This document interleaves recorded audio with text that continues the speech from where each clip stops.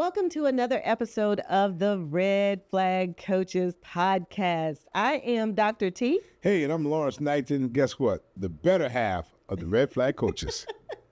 All right, here we are like we always do in our episodes. You know, we like to keep it real, raw, relevant, and refreshing. Oh, yeah, for sure. You like to keep it refreshing? Yeah, I honey? don't like boring stuff. You like boring Don't stuff? y'all get bored with us. That's right. We hope that you all are not bored with us because we enjoy coming and sharing our opinions with you, our experience with you. We always say we are not experts. We are just experienced. That's it. And we want to share our experience with you. We hope that you grow through our experiences, and we hope that you are enjoying our time together when we do these sessions with you.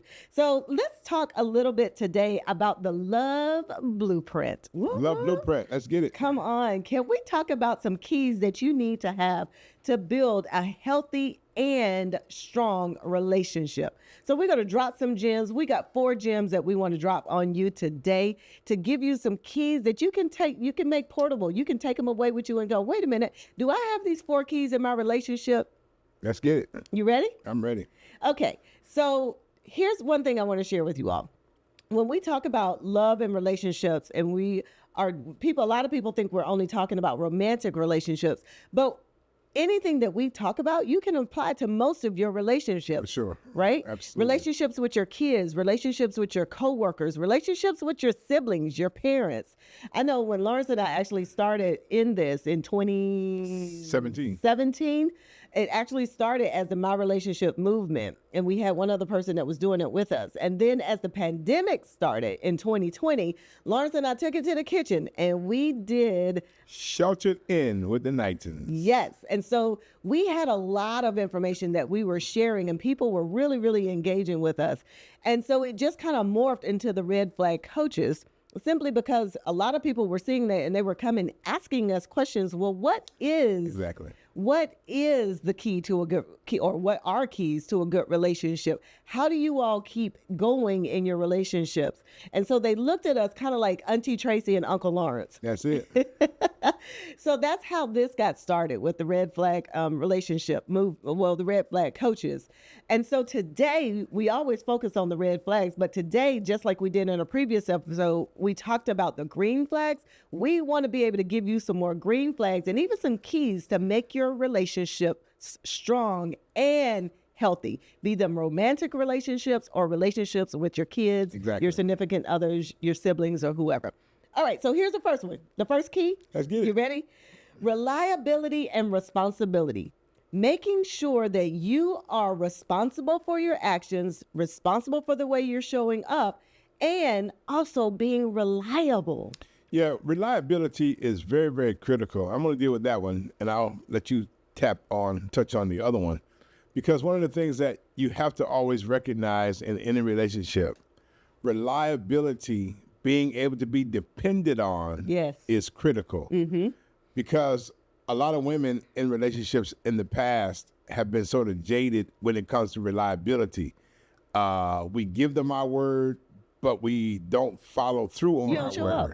Mm-hmm. A lot of men, we literally do not follow through with our word like we're supposed to. Right. And so then when a woman becomes a little bothered by it, then you want to get an attitude when the truth of the matter is they were just trying to help us honey. to understand when you give your word, let your word be your bond. Yeah. And I'm saying to the fellas, and I'm talking to the ladies as well, if you see inconsistent reliability, that's a red flag. But when you see consistent reliability can be depended on, it's going to come through for you, that's a green flag. Yeah. And so I wanted to make sure that we understood that, because when you find a person that's reliable, that's consistent, that keeps their word, I promise you, with everything in me, that's a green flag. And that green means you can keep going.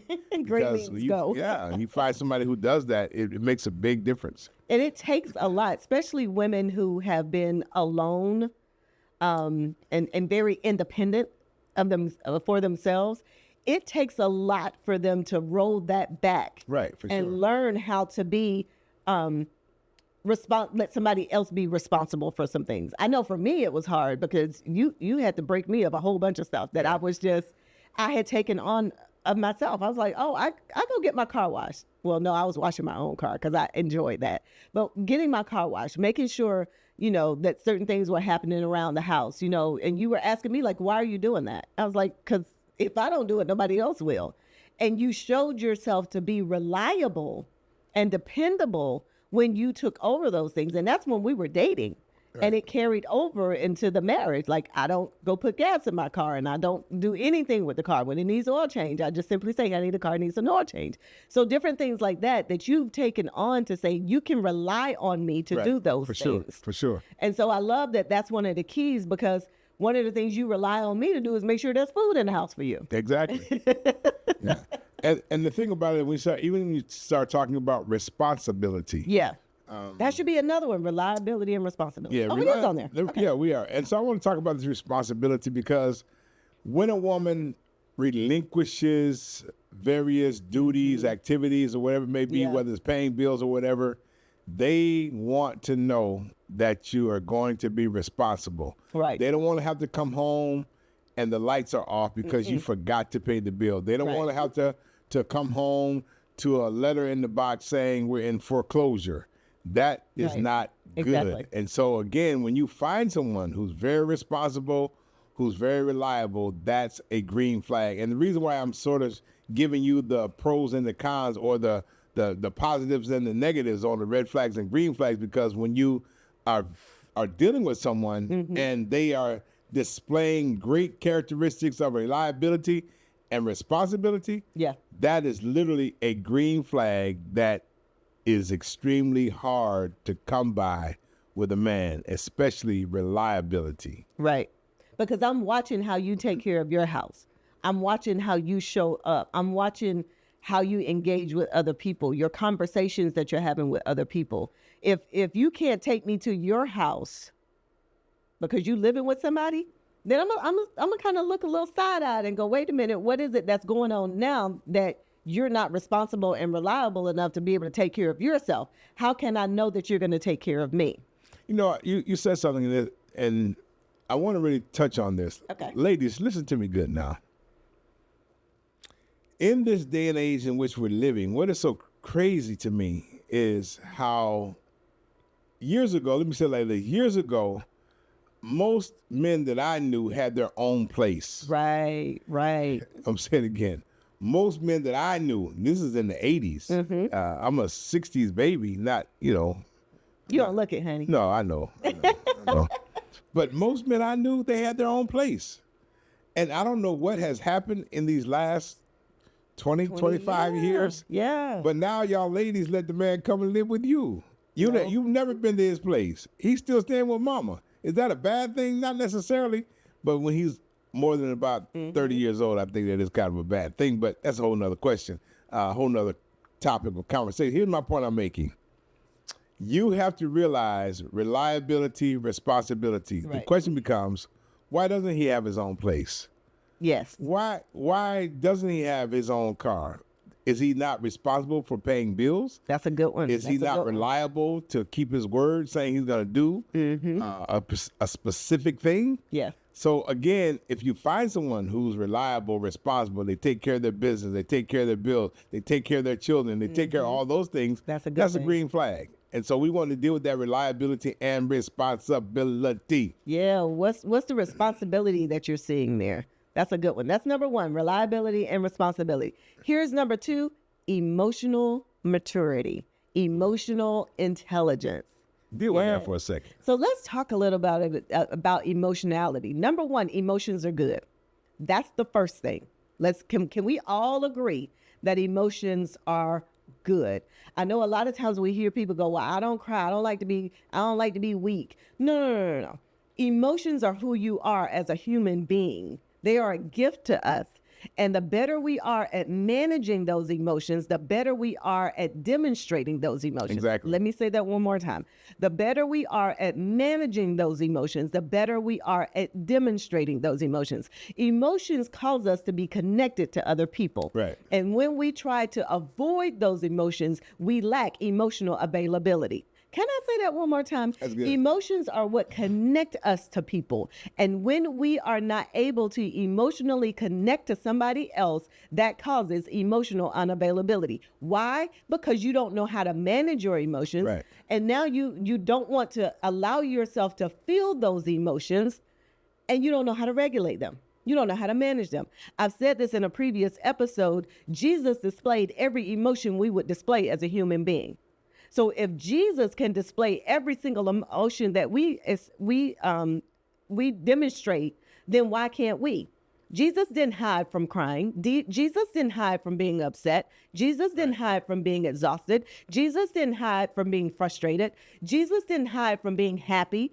No, he didn't do any of that. He displayed all emotions. He displayed all of the emotions. So if Jesus can do it, then why can't we? Right. But an emotionally mature person is a person who can regulate their emotions. They acknowledge them all and can regulate them. That's what makes you emotionally intelligent. Trying to hide your emotions, trying to hide behind glasses when you're at a funeral Right. because your significant other passed away, because your mama passed away, and you don't want people to see your tears, that's an emotionally immature person. But being able to sit in that emotion, to say, you know what, I feel sad, but not only sit in that emotion, but articulate that emotion. Right.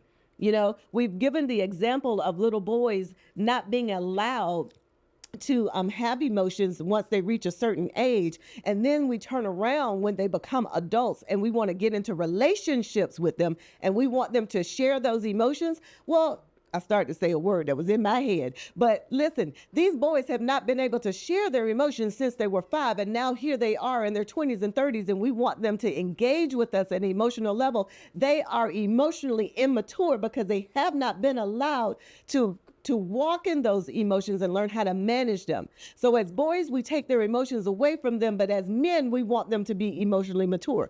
How does that happen when they weren't allowed to use those emotions, when they weren't allowed to express those emotions? Yeah, and so when you start talking about emotional maturity for a man, and I can only speak from the male perspective from when you start talking about this, again, when we were younger and they taught us not to share our emotions, a man has to get to the place where he recognizes, you know what, I do struggle with sharing, showing my emotion, expressing my emotions. So how do you get past that? You have to really be intentional about saying, hey, work with me while I get to the place of being comfortable enough to share my emotions, because men have to have a safe space in order to share their emotions.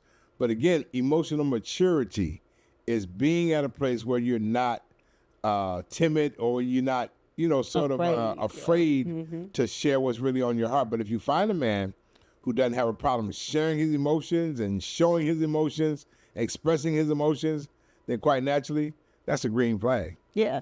And I think that's something that I would love for parents to even begin early on, is stop using that phrase, what?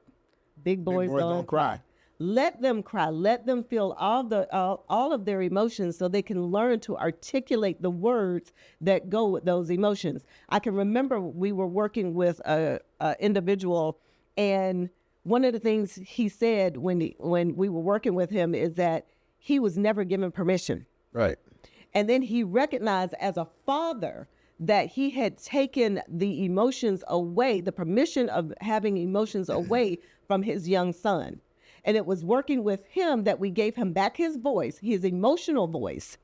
And he was able to recognize that, you know what, the very thing that was done to me as a young boy, I turned around and did it to my son. Right. And so during his time of working with us, he turned around and said, you know what, the very thing that y'all have helped me do, regain my emotions, I've got to turn around and teach that to my son. Exactly. And he said, I taught him everything that you showed me. And now I understand the importance of having that emotional connection with my own son. That's critical, because most men, because we didn't share and even learn how to express our emotions, most men who have sons, they don't have a clue how to do that. Yeah. They don't have a clue how to even articulate or even communicate, for that matter, with their boys, because they didn't learn it. Wow. It's easy, and they say it's easier for a dad for a girl, but even in that connection, there still has to be some level of emotional vulnerability that we often lack to be able to say, you know, I'm going to be emotionally vulnerable here so that I can teach it to you. Right. So that you can learn it on a level to where now you become emotionally intelligent. You know, like even my son is 38 years old. Wow. Wow. I just looked 38 I myself. remember like, My son is 38. And to this day, I literally express my love for him, express my emotions towards him, so much so that even when we see each other, we go out to eat in Atlanta because he lives in Atlanta. When I see him, we still hug each other. yeah, He's 38. yeah, I still kiss him on his cheek. yeah, He's 38. And there's nothing feminine about that. no, It's me expressing my emotions, my feelings, because I taught him that at a young age. His sons do the same thing with him when they see him. And so, again, that's just something that we have to do, get to the place of emotional maturity yeah, so that we understand that that's going to be a great factor in developing a healthy relationship. yeah. And the other side that goes with that emotional maturity is being able to know your boundaries so that you are not inappropriately emotional and feeling so vulnerable to the point to where it now causes you emotional damage. Right. So what goes hand in hand with that emotional maturity are the emotional boundaries. A lot of people don't want to express their emotions because they don't know how to put the boundaries up. Exactly. Right? So those two go hand in hand. Here's the third one that we want to talk about is transparency and honesty. Ooh. That's a big one. So I'm going to let you take that one. Yeah, we start talking about transparency and honesty. Yes. Those two are so critical. And when you find a person who can be very transparent, don't have a problem talking about past relationships, don't have a problem talking about how he may have, whatever it may have been. He or she. Yeah, exactly. When you find a person that's okay being transparent with you, and one of the things that I tell people all the time, even in any arena for the most part, people nowadays are looking for people who are open and honest. People are looking for people who are authentic, who don't mind sharing with you what they've experienced, what they've been through, their experiences, their exposures, and things of that nature. Because when you find a person that's not, they're not at a place where they're ashamed to share it, that's, to me, is a green flag, because I don't feel like I have to hide anything because I can be transparent. And as a matter of fact, in one of my books that I wrote, If It's Love, It Will Last, one of the chapters is called Can I Be Me? Yeah. And so with that being said, a person has to be able to be totally who God made them to be. And at the same time, understand that transparency and honesty go hand in hand, because you can be transparent, but if you're not honest, it's not gonna gel well. And so you want to make sure that you have a person who's transparent and who's honest. Because I always tell people that a person would rather you be honest up front than to tell a lie and then they find out later. A person would rather make a decision based upon your honesty than to have to make a decision after the fact because you weren't honest. That's it. I would rather a person say up front, say for instance, if a person has been to prison, I would rather a guy or a girl for that matter say to a person when they first started dating, hey, I did 7 years in prison. I'm not talking about me now because I've been a volunteer for a number of years, but because a person would rather respect them, they would more than respect them by being truthful and honest up front than for them to find out after the relationship has started that you weren't honest up front. Well, I didn't know if you was talk to me. Well, give me the opportunity to make that decision. Don't tell me after the fact. Because now that person feels like the relationship was built on a lie. Exactly. And so if I can be emotionally mature enough to turn around and be responsible enough to share with you what's appropriate at the time, then now I can look and say, okay, here's the transparent part. Here's the authentic part of me. Here's my transparency. Here's my truth and my honesty. You get to choose based on right information. Exactly. Right? All right. That's number 3, transparency and honesty. Here's number 4. I hope y'all are enjoying all of these keys that we're giving to you. Here's number 4, balance and independence. Balance and independence is very critical, because I think that for any healthy relationship, a person still has to be able to maintain their friends, maintain their hobbies, but at the same time come together and and do things together as well. Exactly. So we start talking about independence, maintaining your independence. You don't want to have a person who wants to take you away from doing what you like to do. Right. You want to have a person that allows you to still be yourself, to still have girls' night out or fellas night out, whatever the case may be. But again, we're talking about after you get to know a person, Right. and even in dating, you want to make sure that you find those qualities in a person initially, that being able to maintain their independence, their hobbies and things of that nature. Right. Because if you do that and you find a person with those qualities, it'll make the situation a lot better. 'Cause we all need things that fill our bucket. I mean, we're Sure. good together, but there are some things I want, like, I'm not going to go deep sea fishing with you. That is not going to happen. So giving you your time to go deep sea fishing, which I know that you enjoy, go do it. Go have fun. Go fill your bucket. Go do what pours into you. I'll be sitting right here when you get back. Yeah, that's good. That's right. Yeah, that's what I want you to do.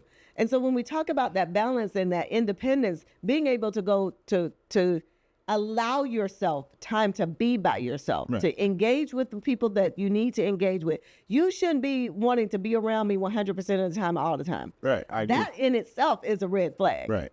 But if you give me time to go visit my mama out of town without you there, or to go hang out with my sisters without you there, or if you say, T, I'm going to go to Charlotte to visit my sister, okay, great, go enjoy, or like you did. What was that? 2 years ago, you went to Dubai without me? Yes, I was supposed to. Oh, okay, right. Or even You couldn't last go. year, when you went to Ghana. Those are things that you should be able to do independently, and I should not feel any type of way with you doing it. Right. I agree. Those are the things that pour into your bucket. It's all good. And when you come back, I'm going to be right here chilling, enjoying life. That's it. And that's the way it's supposed to be. That's what the keys are. When we talk about these 4 keys, what are these green flags that now you can go and say, listen, this is the foundation of what my relationship is all about. I want to have a person who's emotionally mature. I want to have a person who's reliable and responsible. I want to have a person who can be honest and transparent with me. I want a person who allows me to be me without them around me all of the time. And so those are your keys that we wanted to share with you today. How many of you have actually seen these keys in your relationship? Drop that in the comments. Let us know if these keys are keys that you are noticing in your own relationship right now.